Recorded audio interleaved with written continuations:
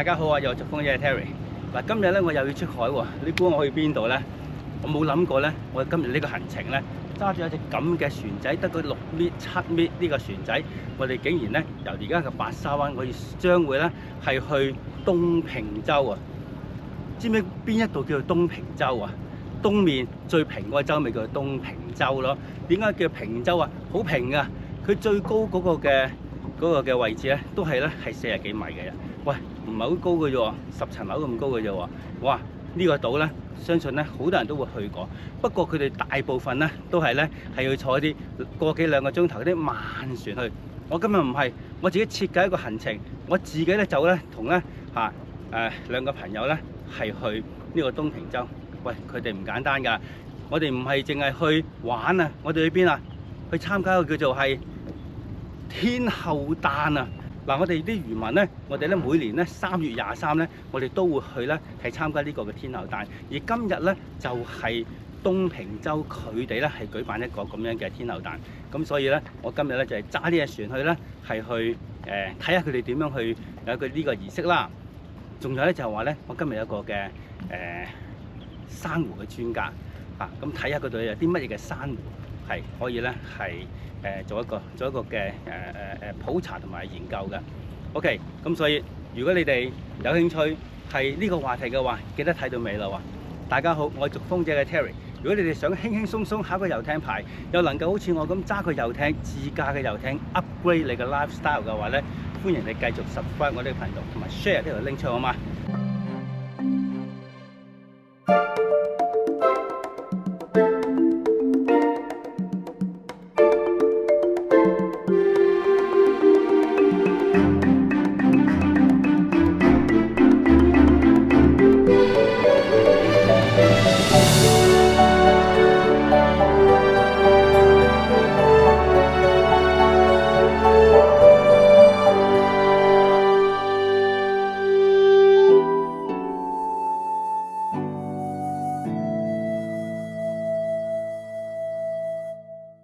嗱，好快脆咧，我就由白沙灣出嚟呢度咧，我哋就用咗10零分鐘嘅時間。咁由白沙灣嚟到呢個嘅鎖匙門咧，係大概係5點幾嘅海里。咁我頭先個航速咧，大概係20零海里，我大概10分鐘已經嚟到啦。你諗下，揸住一隻快艇10零分鐘已經嚟到個咁靚嘅地方，而呢個咧係你哋將會經過嘅咧，就叫做係火頭墳洲，而呢個咧係叫做係晨曦島嘅戒毒中心。咁而呢一個位置咧就係鎖匙門，我哋將會經過個鎖匙門，再繼續我哋嘅航程。因為出咗呢個鎖匙門之後咧，有兩個好靚嘅沙灘，一個咧係叫做係白蠟灣，而另一個咧係叫做係浪茄灣。咁我哋沿路經過嘅時候，你將會見到世界知名嘅一個咧係叫六角柱石，一個咧係岩石嘅公園。呢個咧唔係小嘢嚟㗎，係世界知名㗎嚇。咁相信咧係好多佢嗰個嘅震撼性咧，我相信可能類似係大峽谷，對其他人嚟講，原來香港都有啲咁出名嘅一啲嘅景點㗎喎。我哋出去睇下咯。嗱，我有條片咧係曾經介紹過咧，呢一個嘅鎖匙門咧，靠住糧船灣呢邊咧係水深嘅，靠住呢個嘅行喺度呢邊咧係水淺嘅，咁所以我哋貼住呢邊嚟行咧，係根本咧係安全啲嘅。再加上咧，而家係水漲，我哋一出咗呢個鎖匙門之後咧，咁就係一個嘅好靚嘅沙灘，就叫做係白蠟灣。嗱，仲有一樣嘢我哋要留意嘅就係呢個嘅鎖匙門呢個位置係一啲嘅速度嘅限制區。咁所以咧，我哋都需要留意翻我哋嘅船嘅速度啦，唔可以就超速。呢度有個牌係會寫住嘅。嗱，好快脆一出咗呢個鎖匙門之後咧，我都話㗎啦，你哋如果去租船嘅話，都差唔多今日咁嘅天氣一定會嚟呢度㗎啦，就叫做係白蠟灣。嗱，白蠟灣我相信好多人咧都會嚟過啊。咁但係上面好多嘢玩㗎。我哋今日個目的唔係呢度啊。嗱，除咗呢個之外咧，我又想介紹咧，呢一個啦，呢個咧係叫做黃泥洲。呢個黃泥洲咧，而呢個黃泥洲，如果你上個課程咧，就會知道呢個黃泥洲就係咧係下邊有嚿好多嘅礁石㗎。咁過少少咧，嗱，陣間我行近少少俾你睇呢個嘅世界級嘅岩石公園係點嘅樣，好唔好啊？揸得2分鐘都未到，咁咧就已經由呢個咁嘅白柳灣嚟到呢個咧我哋所謂嘅世界級岩石公園。你唔信睇下，嗱，呢度叫做咧係海蝕洞，就因為海水嘅侵蝕，令到呢度呢一個洞啊！哇，入到係咪一個好神秘嘅一個地方？嗱，如果唔係嘅話咧，嗱，我再入啲俾你睇下，探險下先，咦，究竟得唔得㗎？咁係嘛？我唔知㗎。OK， 哇，入到幾入㗎？望下個洞好深入喎，係嘛？嗱，呢度由呢度望上去咧，就係你嗰啲嘅六角柱石啦。咁你諗下呢啲嘅六角柱石係咪？你會覺得，我哋日日都見住，好似冇乜平平無奇。但係我想話俾你聽，呢一個係唔係香港嘅國家級啊？唔係中國嘅國家級啊，係世界級嘅六角柱石啊！嗱，我喺呢個角度影翻上去俾你哋望下，都會震撼。如果你係讀 geography 嘅，你係讀地理嘅，你咧就會知道呢啲嘅咁嘅岩石係幾咁嘅震撼㗎啦。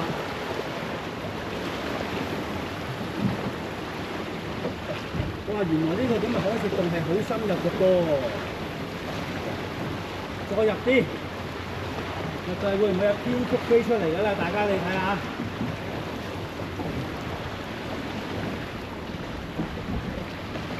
哇！呢個門仲有幾深㗎？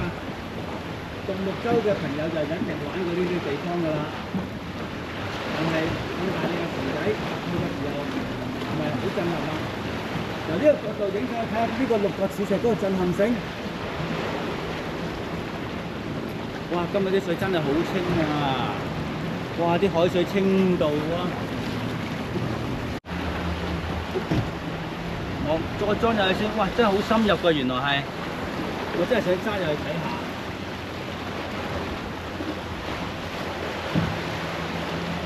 入去睇下，我哋揸隻船。唔好啦，今日有任務在身。今日雖然我哋咁要入多入啊！唔係啊嘛！哇！我唔知你入到幾深啊，未入到啊！盡頭嘅。好，再入少少，以我嘅駕駛技術，睇下入到幾深先。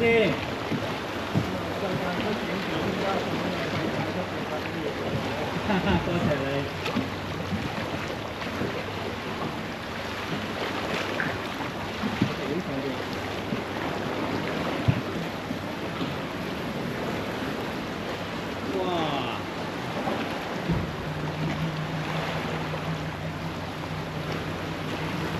好深入嘅喎，原來。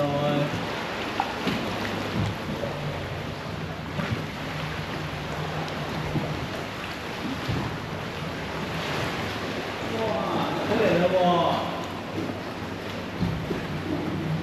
哇！仲有啲入喎，原來。都冇嘅，喺度。好過癮啊！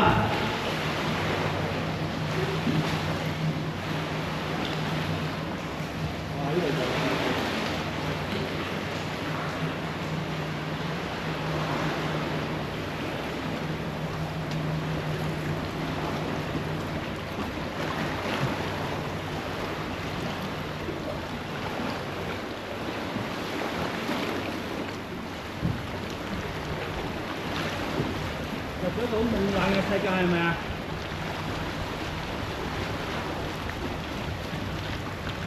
？OK。嗱，我都冇諗過咁快脆又嚟到另一個景點，呢度咧係叫做破邊洲啊！兩個嘅山係咪？其實呢度我相信好耐以前咧，其實係一個山嚟，因為海水嘅侵蝕咧，令到咧係一開為二嘅啫。咁所以呢個地方咧就叫做破邊洲。你睇幾咁氣勢澎湃呢個咁樣嘅地形。OK， 我通過去好嘛？我嘗試下咧，我唔知得唔得啊？我咧就係咧睇下啦，我咁通過嘅時候有冇危險先，夠唔夠水深？咁窄嘅地方都幾考一啲嘅揸船嘅技術㗎。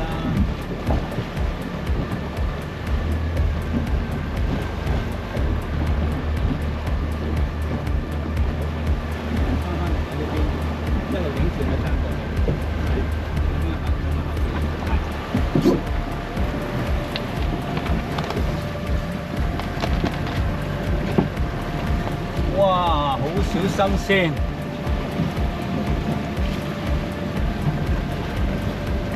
好小心揸過去。咁窄嘅位得唔得㗎？我都唔知啊。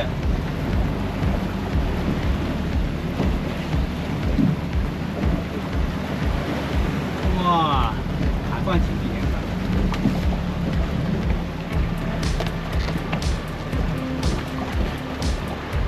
用多啲momentum先，我都要好小心啊！哇！中間有冇超斜㗎？揸得唔好，懟埋去嘅喎。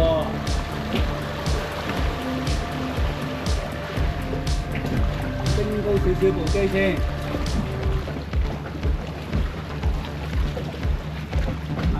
哇！拱我過嚟，哇！好過癮啊！呢度好正啊！升高少少部機，哇！有嚿石，唔好揩底啊！唔好揩底啊！唔好揩底啊！哇！因為太水清啦，我見到嚿石好驚啊！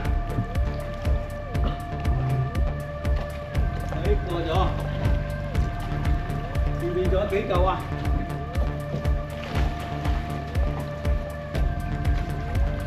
哇！呢邊有一嚿大嘢，離開佢先。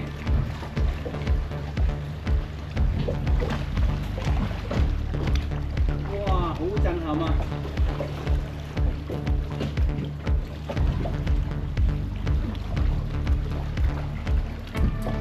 順利通過咗。破邊洲，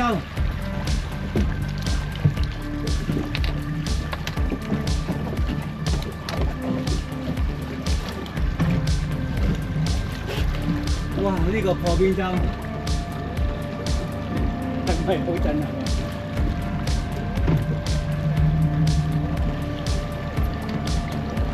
啊？哇！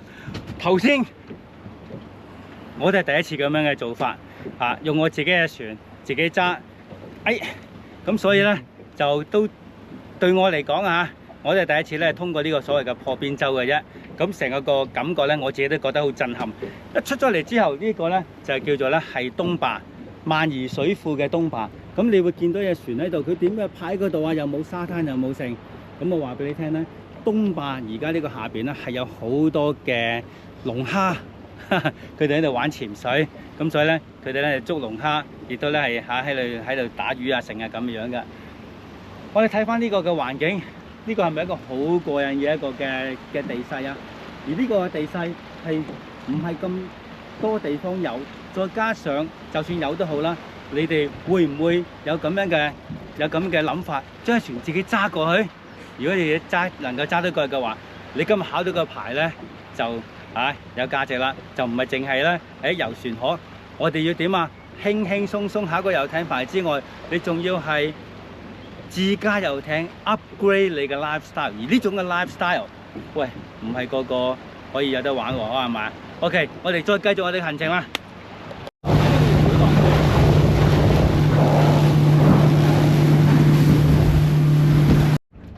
哇！經過完呢個嘅刺激緊張嘅破邊洲之後咧，轉個彎咋就嚟到呢個咧係全香港我相信都一個非常之出名一個沙灘。而呢個沙灘咧，我諗大家咧都會去過。不過咧，可能你哋星期六日租隻遊艇去邊度啊？話呢個沙灘咧就係你哋曾經去過嘅浪茄灣啦。嗱，浪茄灣咧點解咁出名咧？因為咧佢都係水清沙幼。一係咧你咧行山行2個鐘、3個鐘先嚟到，或者你坐遊艇嚟。喺我哋左邊嘅呢個咧長嘅就叫做咧係浪茄，而隔離細嗰個咧就叫浪茄仔啊，細浪茄嗱。我哋今日唔係去遊船河啦，我哋今日去邊度啊？我哋今日去東平洲啊嘛，經過嘅景點啦，我全部咧同你哋一一嘅介紹一下。不過嚟到呢度咧，上過1級課程嘅嗰啲嘅朋友咧，我哋成日咧都會利用一盞燈叫做咧係泛鎮洲嘅燈，呢一個咧就叫泛鎮洲。而泛鎮洲嗰度有個燈塔，而呢個燈塔咧，如果喺海圖嘅上邊，你係會見到6秒2閃嘅白燈嘅。如果今晚好夜翻嚟，我真係要過泛鎮洲嘅話咧，我都要記住6秒2閃嘅白燈，然後我先至咧係會再繼續嘅行程翻去個鎖匙門15秒4閃嘅白燈。我哋揸船，我哋揸夜航係要咧係睇住燈塔咧嗰個閃法去揸，唔係諗住。呢啲上完個課程算啦，我哋唔會再理㗎啦，我哋只係玩嘅啫，唔係㗎。作為一個船長，我哋唔單止我哋個人嘅揸船嘅技術，我哋要對航海咧，亦都咧係有一定嘅一個知識。呢個知識係保障我哋咧係玩船玩得安全。所以唔好諗住考個牌好簡單啫 ，take the multiple choice， 我哋就可以去玩船。要學玩船嘅時候，好似玩golf、玩其他嘅體育活動一樣，係需要喺度好長嘅時間嘅學習嘅。不過你哋覺得 OK， 因為揸船呢樣嘢係易學難精。點解揸船叫船藝啊？一種藝術嚟嘅。點解叫廚藝啊？煮嘢食係一種藝術嚟嘅，個個都識煮嘢食㗎啦。點解需要叫煮嘢食叫廚藝啊？因為中間有好多嘅細節。揸船一樣。揸船好易係嘅，但係揸船點解叫做船藝啊？你可以當佢咧係一種嘅藝術。所以考到牌嘅你唔好停留咧，係一個考牌嘅階段，出去玩船。你越玩船，越知道咧玩船嘅藝術。咁所以我推廣嘅就係咧係等你哋個個都有呢個咁樣嘅技術，好嘛？繼續我哋行程 ，Let's go！ 好快脆咧，過咗鎖匙門，又經過嗰個嘅。白蠟灣、浪茄灣，跟住過埋呢個咁嘅泛鎮洲，轉埋嚟呢度。呢度咧就係全香港最靚嘅沙灘，叫做咧係大浪灣。嗱，大浪灣有2個㗎，喺呢個咧係叫做咧係大浪嘅東灣，或者叫做大浪東灣，或者佢係叫做咧係鹹田灣。嗱，我哋多數咧都會咧係嚟呢邊嘅大浪西灣嘅。咁真係咧係好視乎咧嗰個嘅風浪啦，亦都咧好視乎咧係當日吹咩風啦。今日咧肯定嚟講咧就係吹呢個嘅南風，而南風嘅話咧去大浪西灣今日咧就 perfect 啦，因為喺上邊係有一個水清沙幼，佢有人叫呢度啦，哇！呢度係咪香港嘅布吉島啊？香港嘅馬爾代夫啊？呃到 like 㗎，你話俾人聽嚇，影2張相話喺大浪西灣，我去咗馬爾代夫啊，有人會信嘅，我相信。OK， 不過無論點啦，香港咁多個海島，有200幾個嘅海島，呢啲咁嘅海島係香港嘅好寶貴嘅資源。你哋如果淨係嚟香港，淨係識得行尖沙咀、銅鑼灣 shopping 等等打卡嘅話，我相信你係需要用一啲嘅時間嚟呢啲位嚟打卡，呢一啲先至係香港最出名嘅地方，亦都咧係最珍貴嘅地方。當然啦，我再講多一句，嚟呢啲咁珍貴嘅地方，千祈唔好同我破壞佢咯嚇，唔好嚟到去抌垃圾啊，嚟到呢度咧就去破壞呢度嘅環境，呢個咧係唔要得嘅。無論去到邊度，見到呢咁自然嘅環境，愛惜佢、愛護佢，因為呢啲咧都係大家嘅資源。我哋繼續我哋嘅行程。在前面呢個地方呢，係叫做長短咀。我哋經過長短咀之後，再已經咧係完成咗我哋一半嘅路程㗎啦。下一站呢，就會咧係再經過幾個地方呢，就會去到東平洲㗎啦。好快脆經過長咀、短咀，而家呢個位置呢，就叫做黃茅洲啊。黃茅洲係個咩地方？一個咧孤島，但係呢個孤島呢，你會喺我哋嘅1級嘅海圖嘅訓練嘅裏邊，你成日都會利用到呢個島上面嘅燈塔㗎啦。我今次就帶你哋嚟睇下咧，呢個黃茅洲係點嘅樣。哇！你睇呢度有人㗎，佢哋點嘅樣？呢幾日嘅復活節嘅假期，佢哋就會咧係用啲船去到嚟呢個咁嘅沙灘，無人島嘅沙灘，喺上邊 camping 啦，係咪？喺上邊游水啦，喺碼頭度釣魚啦，呢個咪叫做 lifestyle 咯。我哋由白沙灣出發，大概揸咗1個半鐘頭，應該未到1個半鐘頭，已經嚟到呢個東平洲啦。哇！東平洲呢個地方靚到，啲水靚到，我陣間上岸再同你哋介紹下。我今日嚟呢度最主要嘅目的係咩啊？今日3月23天后誕，想同你講下咧天后誕嗰個嘅有啲乜嘢嘅傳統習俗啦，我喺東平洲嘅經歷啦，等一陣間咧再同你哋分享一下。呢個碼頭咧係可以上岸嘅，我哋先搞掂嘅船先，點樣上岸啊？記住喎，呢度係一個嘅海岸保護區，呢啲船嚟到呢度係唔可以落錨噶。嗱，呢度咧就係東平洲嗰個碼頭啊，因為咧今日3月23天后誕啊，所以咧你會見到啲旗咧喺個碼頭度咧係旗幟飄揚啦。哇！睇沙灘幾靚，靚到〜我竟然嚟到呢度咧，東平洲啊！我都未拍碼頭見到佢話 Terry 咁，呢個係有幾廿年前嗰個嘅學生喎，唐佳啊！你諗下，我以前喺唐佳嘅話，咦你咪係 Terry？考完個牌之後係咪揸呢隻船啊？唔係，做大計，做大計都好啊，係咪？有個牌咪揾到食啦，係咪？原來即係都有嚟到東平洲呢啲，都有啲人識下。一耐啊，係嘛？真係好耐係嘛？嗰陣時我僆仔咁噶嘛，你僆仔點買隻船？哇！呢個咧就係嗰個嘅佢哋做完個儀式嘅一啲嘅喺度有嘢食喎，聚餐。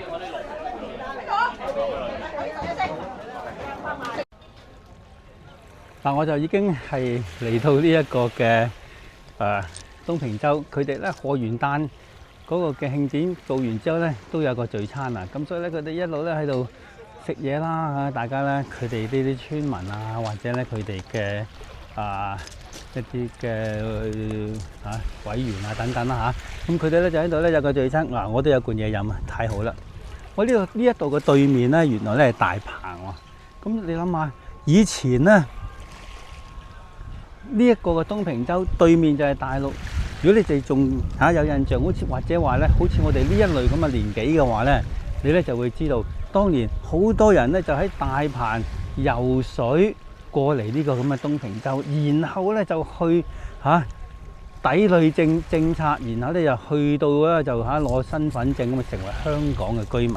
當年就係咁啊，嗰條路就係呢一個海啦，對面嘅大鵬。游水過嚟已經咧係香港嘅水域，一到咗香港水域，當年咧嗰個嘅政策咧就叫做咧係抵壘嘅政策，就話總之咧你一到埗香港咧就可以成為咧係香港嘅居民。當然啦，呢啲咁嘅政策以前啫，而家就當然梗係唔得啦，係嘛 ？OK， 不過今時今日我嚟翻呢度，我見到而家呢個環境幾靚。你睇呢度呢啲水清到不得之了。我而家話俾你聽，我而家喺菲律賓、喺泰國、喺馬爾代夫，我諗你都會信啊！嗱，呢個咧就係我頭先泊船嗰個碼頭啦。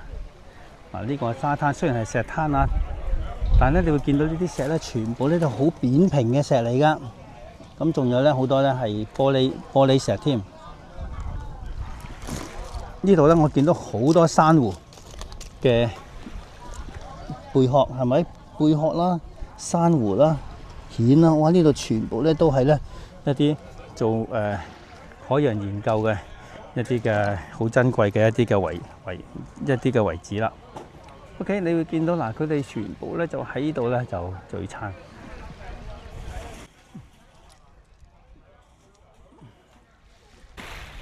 一個咁天然嘅環境，係嘛？原來你唔需要用好多嘅時間，用好多嘅金錢，哇！又要坐飛機，又要乘。其實咧，香港咧係一啲非常之靚嘅海灘嚟嘅。咁希望大家住香港嘅朋友咧，係值得去發掘同埋去珍惜啦。如果你真係揸船嚟呢度玩，個環境雖然好靚啦，記得要守規矩啊！呢度講到明啊，核心區呢一個核心區嘅入邊係唔可以捕魚，同埋咧係唔可以落撈啊！千祈唔好諗住咧，我介紹完呢一條片之後咧，哇好正啊！我哋落個撈先，錯啊！記住係睇翻所有嘅守則。喺海岸保護區，我哋應該要做啲乜嘢，唔應該要做啲乜嘢。呢度咧就係天后宮，咁就係天后廟啦。咁啊，今日咧係3月23嘅話，其實咧呢個天后廟咧就係咧一個嘅我哋賀誕啊。咁呢個咧就天后誕咧，就每年都一次啦。我哋3月23咧都會咧做漁民嘅咧都會咧去賀誕。咁啊，我哋做漁民出身噶嘛，咁點解我哋咁要拜天后咧？佢哋所謂咁就因為咧，我哋做漁民咧就係當年啦乜嘢都出咗海之後咧係無依無靠，咁所以咧就喺個信仰嗰度咧，佢哋咧就會咧即係信天后。天后娘娘咧就嗰個名咧就叫林密啊。咁佢咧就咧係曾經預測過一啲嘅天氣咧好準，咁所以咧我哋啲漁民咧就以為當咗係神咁解嘅啫。其實呢度呢一個咧亦都係一個嘅傳說嚟嘅啫。不過無論點啦，咁所以作為漁民又好，而家作為呢個嘅天后誕咧，係已經成為咧係教科文嘅一個嘅遺產嚟㗎啦。咁所以無論你有冇呢個信仰，我都覺得對呢個咁嘅教科文嘅一個嘅遺產咧，我哋都值得尊重啦，係嘛？大部分嘅天后宮咧，或者叫做咧我哋嘅洪聖廟有位天后宮度啦，都會有一個好大嘅空地喺呢度嘅。嗱，呢個空地唔係愛嚟曬鹹魚㗎，平時就可能係啦。但係去賀誕嗰一日咧，以前啦，我哋唔係講緊而家唔會咁樣做啦。以前係咩咧？逢係天后誕咧都要咧係搶花炮啊！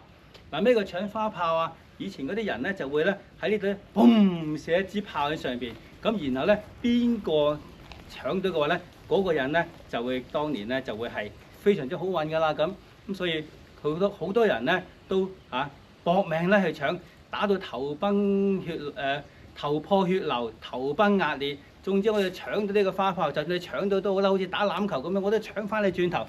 嗰一晚咧就好多人咧係受傷嘅。呢一個咧係當年嘅習俗啦。而家仲有冇啊？冇㗎。如果真係有花炮嘅話咧，都係抽籤嘅啫。而家係文明好多，不過就冇咗當年嘅氣氛嘅啫。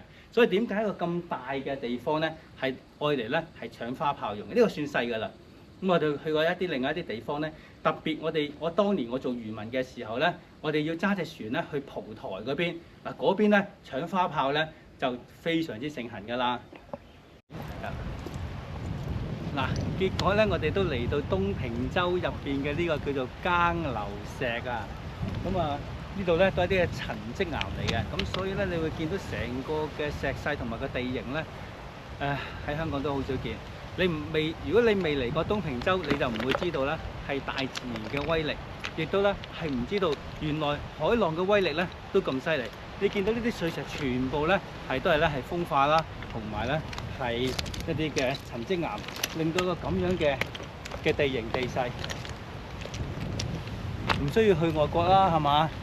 嚟東平洲望下。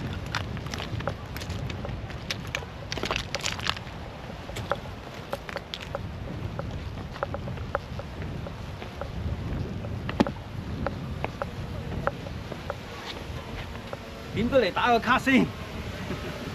今日咧就真係好榮幸咧，同阿李教授咧一齊咧係嚟到呢個東平洲。李教授係邊一位？佢係珊瑚嘅專家。喂，我淨係識揸下船㗎咋。我可能係揸船嘅少少認識，但係如果講珊瑚，我真係我唔敢認叻啦。我要介紹阿李教授你識。喂，李教授，呢度係咪嗱？我以前所知咧，呢度咧就真係好多珊瑚嘅。咁你今日嚟到呢度去視察嘅時候，你有啲咩嘅可以提供到俾我哋一啲認識啊？東平洲係呢個珊瑚礁嘅島嶼嚟嘅。係。咁香港政府亦都劃咗呢度做海岸公園。其實呢度周邊咧係仲有好多珊瑚礁喺度，當然係比以前差咗好多。係。咁樣點樣證明？好簡單。係咁我哋見到一嚿好大嚿嘅珊瑚。呢個就係珊瑚。珊瑚係動物定係植物嚟㗎，教授？動物。動物嚟嘅咩？係啦，珊瑚如果喺分類嚟講咧，佢係介乎於動物同植物之間嘅一樣嘢。OK。因為佢只能夠，佢一定要同呢個共生組一齊，佢先可以生。哦。珊瑚蟲同共生組一齊，係。咁樣先可以維續佢嘅生命。如果啲組死晒，珊瑚蟲亦都會死。係。但係而家點解冇晒呢啲珊瑚啊？係咪我哋人類破壞得佢好緊要啊？咁香港填海速度咁快，但係珊瑚好靚喎，咁即係點樣可以令佢再生啊？有冇啲？其實全世界我哋都係好簡單啦。香港政府將呢度劃咗海岸公園，唔俾落錨啊，唔俾捉魚啊，呢啲就係一啲保護措施。呢啲就係呢啲好基本嘅一種保護嘅方法。唔俾佢即係你保護個環境啫，但係佢會唔會生翻咧？即係唔允許佢進一步破壞咯。都對嘅，呢個都要多謝政府嘅，呢個就。但係遲嗰啲自然環境嘅不斷嘅，例如講填海，例如講生活嘅排放，包括對面嚇。咁呢啲嘢佢環境惡化都會影響佢嘅生存。如果我哋講嘅，我哋倡議嘅積極一啲嘅呢個保護方式咧，就係話，首先我哋要將呢啲珊瑚嘅本地嘅珊瑚物種，本地啊，我哋用人工嘅方式將佢種保留落嚟。OK， 保留個種嘅 DNA。係啦，即係比如話呢嚿係我哋香港最後一嚿呢個珊瑚。咁我哋應該將佢到時喺海度，比如話我哋而家佢種喺海度，我哋將佢切一塊。放喺個人工環境度，我哋可控嘅環境度，保持佢可以生存，養大一啲，跟住我哋當佢喺海度死咗嘅時候咧，我哋可以將佢放翻落去，或者呢一片海域有問題，我哋可以將佢遷移去另外一片海域。至少呢個種我哋唔可以俾佢滅咗。呢個就係人工繁殖，去做保護嘅呢個積極嘅意義所在，比呢個環自然保護區更加有效嘅一種方式。當然佢仲有好多延伸嘅嘢啊！咁今日我哋唔喺度展開講，係啦。明白。即係呢個係技術手段上嚟講點樣去做？喺人民啊方面，我哋仲可以做好多其他嘢去促進呢個珊瑚嘅保護。明白。因為珊瑚係呢個海洋生態嘅呢個底層。冇珊瑚，冇魚蝦蟹，冇魚蝦蟹背就冇魚，冇細魚就冇大魚。係啦，冇大魚我哋冇海鮮食。係啦，所以即係佢個即係大家覺得冇珊瑚，我哋去印尼潛水得啦，去菲律賓潛水得啦，我哋去馬爾代夫潛水啊。明白。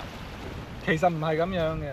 我哋其實呢個全世界嘅問題，因為珊瑚礁嘅退化。呢個漁業收益其實係同步喺度，我哋保護佢，其實係對成個漁業做一啲好基本嘅、好基礎嘅一啲保護。好多謝李教授同我哋上咗一課。